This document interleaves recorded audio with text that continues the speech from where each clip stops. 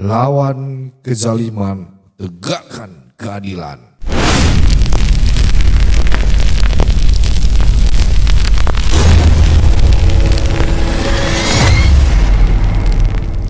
Dulu mereka berteriak-teriak lawan kezaliman, tegakkan keadilan, ya kan? Sekarang lawan kezaliman dari dalam partai sendiri. Ya.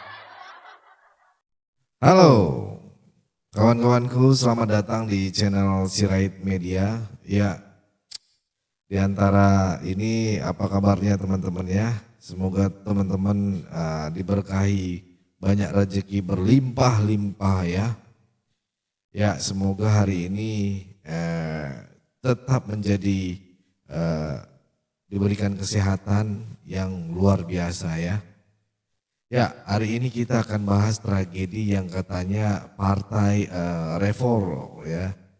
reformasi ya, partainya reformis ya, tapi endingnya malah mirip opera sabun gitu ya, Partai Umat.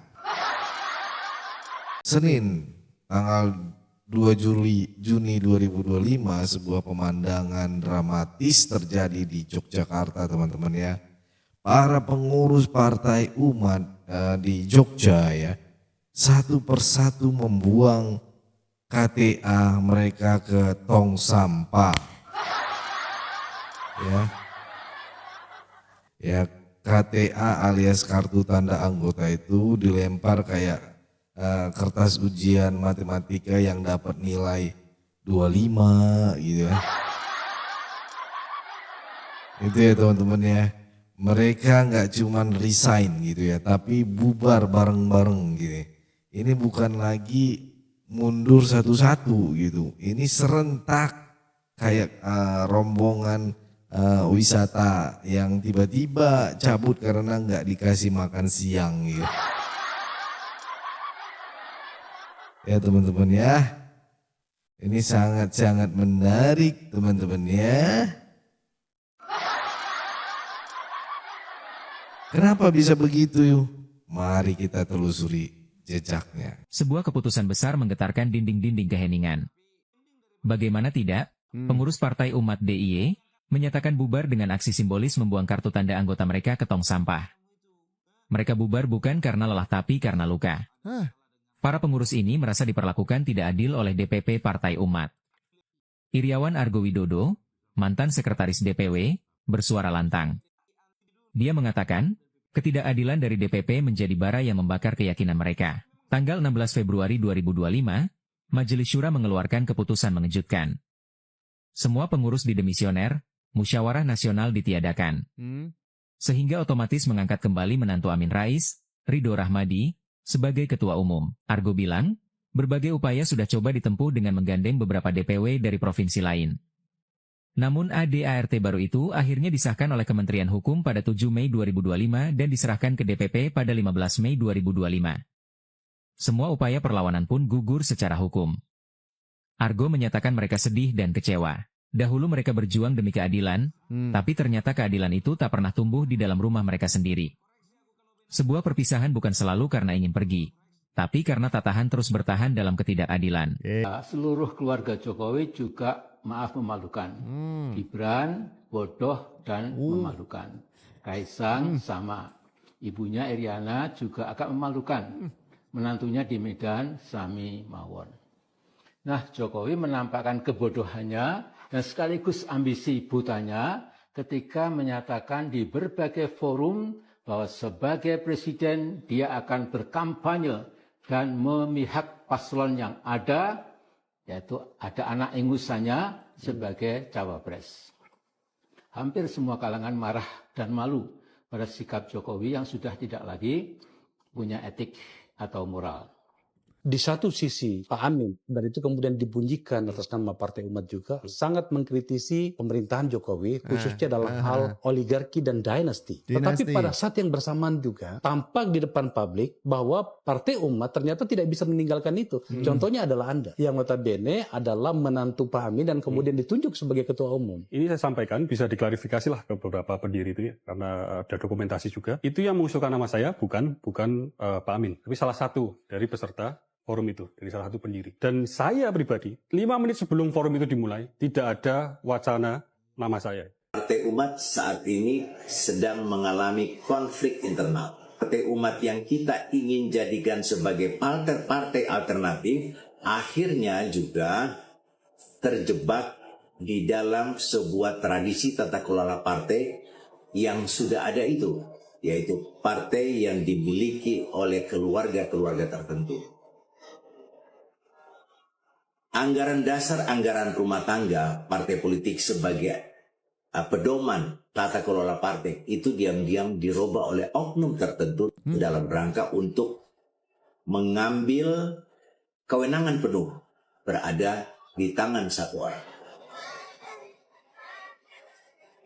Pak Amin ingin menjadikan mantunya sebagai ketua umum partai kembali, dan ini mengalami penolakan dari seluruh wilayah tanah air. Masalah bermula dari bulan Februari 2025. Saat itu para kader mulai mencium aroma tidak sedap di dalam tubuh partai. Tapi sayangnya itu bukan bau rendang basi gitu ya. Melainkan pelanggaran ADART partai. Majelis Syuro dan ketua umum yang enggak lain dan enggak bukan adalah menantu Amin Rais sendiri ya, masuk ke dalam masalah gitu. Itu yang bikin poinnya gitu, namanya kalau nggak salah Ridho Rahmadi ya.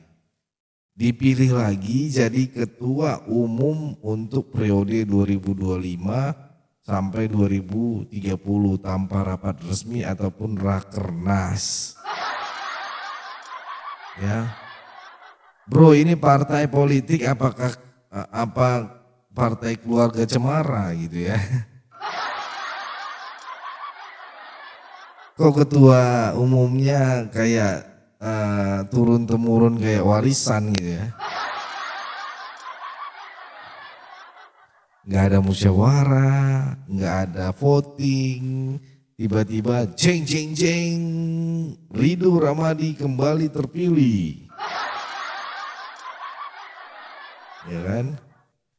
Ya ampun, ini kayak main monopoli tapi yang punya papan nggak mau kalah gitu ya. Iya, gitu. Setelah aksi penetapan sepihak itu teman-teman, para pengurus dari berbagai provinsi termasuk Yogyakarta angkat suara mereka. Ya, mereka minta rakernas dibuka untuk transparansi. Ya, tapi apa yang terjadi? 3 kali rencana rakernas gagal total.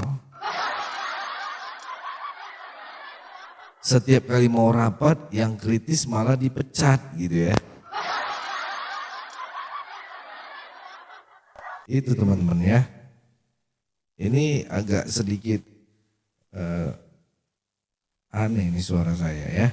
Oke, serius ini internal partai ataupun kerajaan tirani gitu ya. Siapa ya berani kritik langsung dicoret.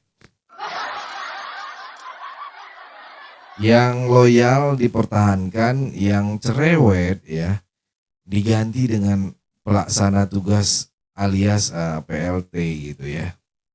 PLT tuh kayak pergantian sementara teman-teman. Tapi seringnya malah jadi permanen gitu. Kata mereka, lawan kezaliman, Tapi kok ke dalam sendiri gitu ya, justru jalim banget gitu ya. Lawan kejaliman, jalimannya ke dalam gitu. Ya. Nah, datanglah sosok bernama Nazarudin ini ya, wakil ketua umum DPP Partai Umat gitu. Bukan Nazarudin yang korupsi ya, yang kemarin itu ya, bukan, beda ini teman-teman. Bukan itu, bukan. Ini Nazarudin loyalis sejati Amin Rais sejak 1999. Dan bahkan dia pun angkat tangan gitu ya. Katanya begini, kami sangat kecewa karena partai yang slogannya lawan kezaliman, tegakkan keadilan ya, ternyata internalnya sendiri zalim. Tidak demokratis dan tidak adil. Bro, itu coach bisa langsung jadi caption IG buat yang baru ditinggal pasangan. Ya.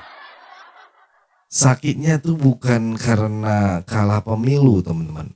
Tapi karena mereka dikhianati oleh cita-cita perjuangan sendiri. Dulu di depan kamera teriak soal reformasi dan keadilan. Pas dapat panggung malah main keluarga-keluargaan. Nah, terus dari 37 pengurus provinsi di seluruh Indonesia, ternyata 21 ikut menolak penetapan Ridho Ramadi ya. Lebih dari separuh lah ibaratnya. Artinya apa? Ini bukan segelintiran orang kecewa, tapi masyarakat internalnya sendiri yang merasa dikhianati. Kalau kamu bikin partai dan yang keluar itu hampir 60%, itu udah bukan reformasi internal lagi. Itu udah saatnya kamu panggil notaris dan bilang, tolong bubarkan aja ini.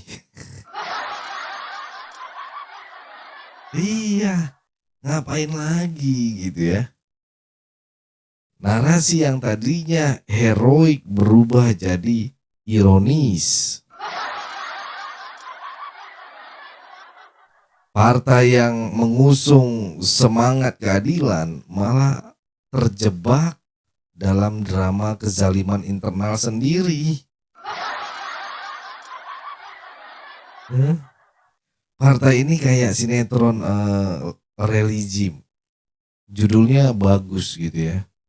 Menegakkan keadilan. Tapi isi plotnya gitu ya, lebih mirip tukang bubur naik haji episode politik gitu.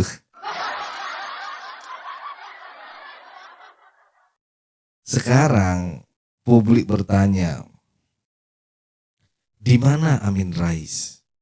Sosok yang dulu berdiri gagah melawan Orde Baru. Sekarang malah diam atau bahkan dianggap melindungi proses tak demokratis ini gitu ya. Apa iya idealisme bisa dikorbankan demi keluarga? Apa iya perjuangan puluhan tahun bisa luntur hanya karena yang penting masih di lingkaran dalam? Mungkin ini saatnya kita semua sadar bahwa tokoh besar pun bisa terjebak dalam jebakan kekuasaan keluarga.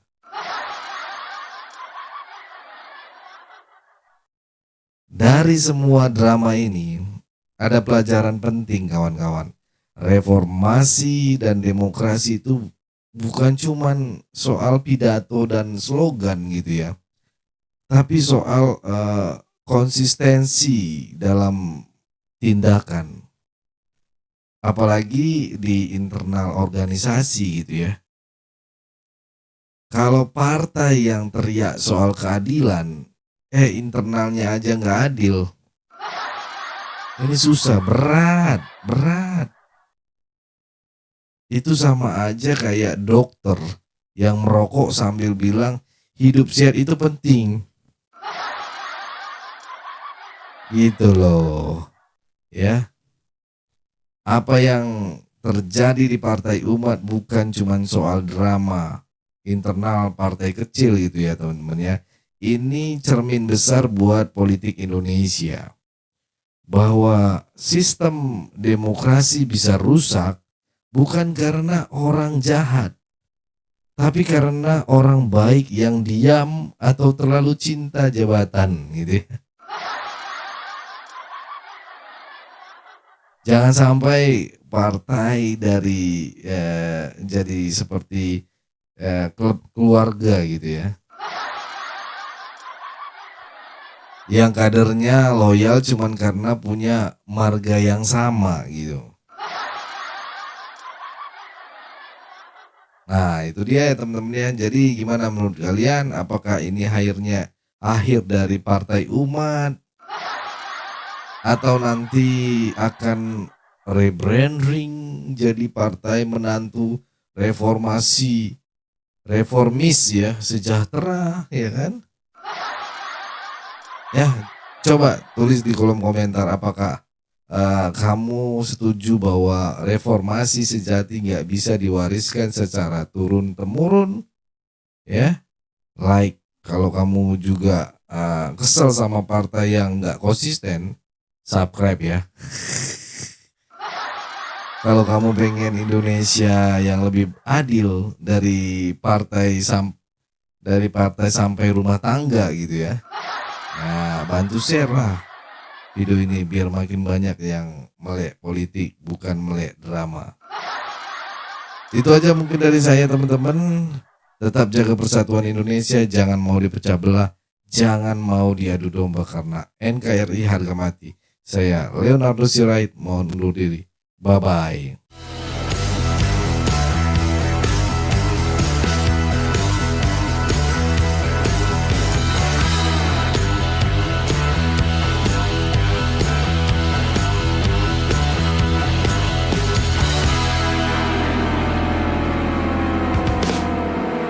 Halo, kawan-kawan sebangsa setanah air Indonesia.